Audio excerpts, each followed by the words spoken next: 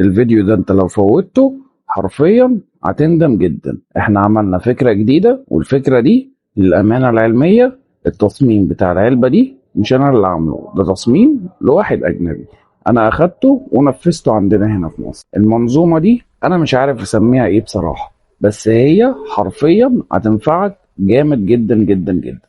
تابع معايا الفيديو وشوف المنظومة دي بتقدم لك كام ميزة. وسريعا كده قبل ما نبدأ، المنتج ده أنا جربته، والخامة دي جربتها أزيد من أسبوع وطلعت خامة قوية جدا وغير متفاعلة مع الحرارة تماما. فبقت موجودة هي وكل المنتجات اللي انت كنت شايفها في الفيديوهات اللي قبل كده وبقت متاحة للبيع. نسمي الله ونبدأ. أول حاجة طبعا عندنا العلبة اللي هيقوم عليها المشروع اللي احنا هنعمله، ودي شاشة قياس الفولت والأمبير دي سي، بتقيس لغاية 100 فولت دي سي وبتقيس لغاية 10 أمبير. وزي ما احنا متعودين ما بنوصلش وخلاص، يلا بينا نعرف الشاشة دي بتشتغل ازاي عن طريق الكابلات اللي جاية معاها.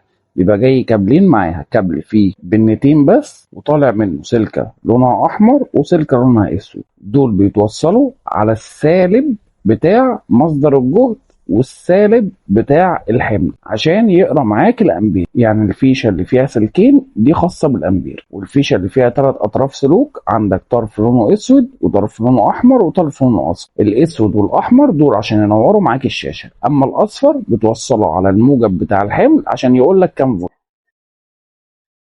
وركبنا الشاشه في العلبه بتاعتنا، وهنجيب دايره الشحن بتاعتنا تي بي 4056 وهنركبها، وهنبدأ شغل بالفيش بتاعة الشاشة. والشغل كله هيبقى على الفيشة اللي فيها ال3 أطراف الأصفر والأحمر والأسود. هنقشر الأصفر والأحمر ونضمهم على بعض، وهنجيب 4 أطراف سلك، طرفين لونهم أسود وطرفين لونهم أحمر، وهقول لك ليه. وهنقشر الطرفين اللي لونهم احمر ونوصلهم مع الطرفين اللي احنا ضمناهم على بعض اللي لونهم اصفر واحمر، وهنقشر الطرفين اللي لونهم اسود ونوصلهم على الطرف اللي لونه اسود على الفيشه بتاعه الشاشه. وهنزود على اللحامات بتاعه الاسلاك قصدير عشان ما يفكوش من بعض، وهنعزلهم بشريط لحام اللي هو الشكرتون. واهم حاجه تستخدم شكرتون من شركه معروفه، وبلاش الشكرتون المجهول الهويه زي شركه اليوس او شركه ايلوك، يلا اعلان ببلاش. وبكده بقى السلك اللي لونه اصفر واحمر طالع منه طرفين احمر، والسلك اللي لونه اسود طالع منه طرفين اسود. وهنجيب 2 سوكت دي سي نتايه ومفتاحين اون واوف، وانا عشان الفكره دي ما كانتش في دماغي وانا بصمم العلبه فهنضطر نفتح لهم اماكن بكاويه اللحام، وده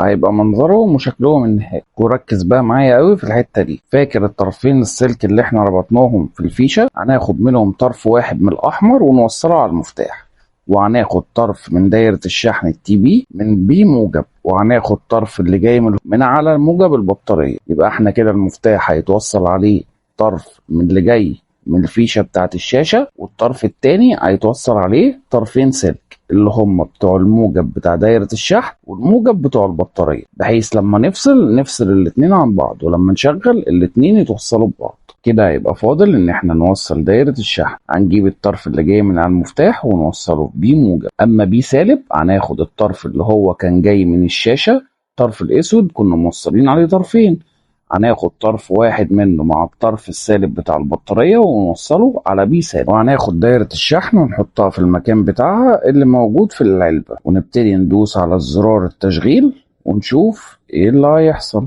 اول ما دوسنا على زرار التشغيل قال لنا الجهد اللي موجود جوه البطارية.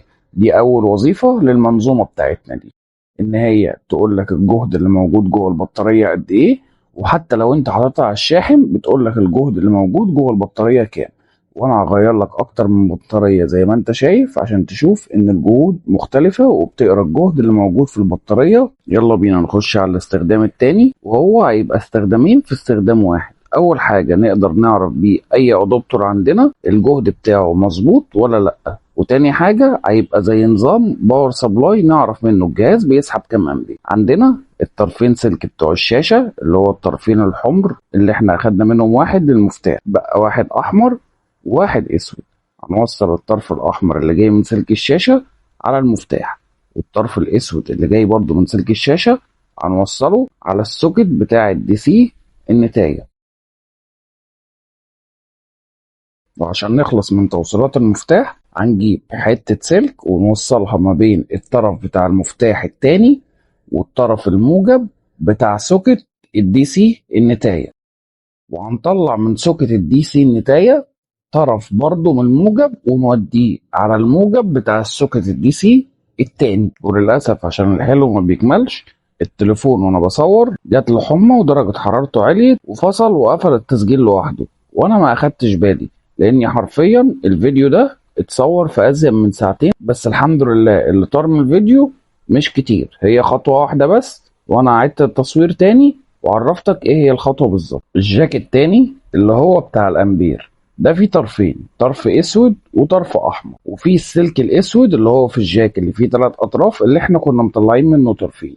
هناخد الطرف اللي باقي منه نوصله مع الجاك بتاع الامبير اللي لونه اسود ونوصله على الطرف السالب بتاع الدي سي النتاية الاولاني، والطرف الاحمر بتاع الجاك هنوصله على السالب بتاع الدي سي التاني.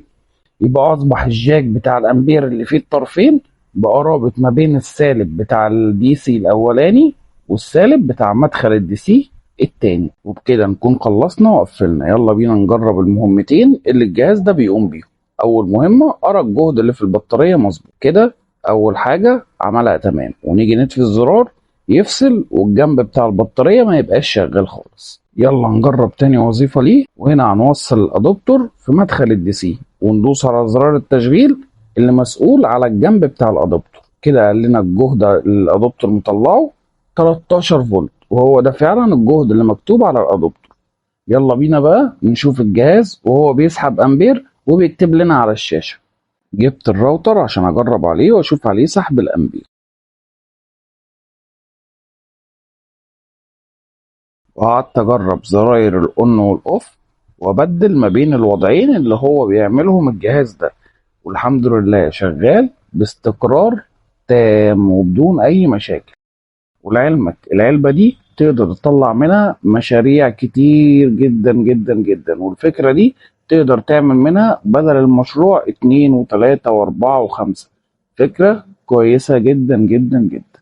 ولو انت من الصف ولا بتحب المحتوى ده واول مرة تشوفنا، ما تنساش تعمل لنا متابعة وتعليقك الجميل اللي دايما بيشجعنا. وخليك فاكر دايما افهمها صلحها.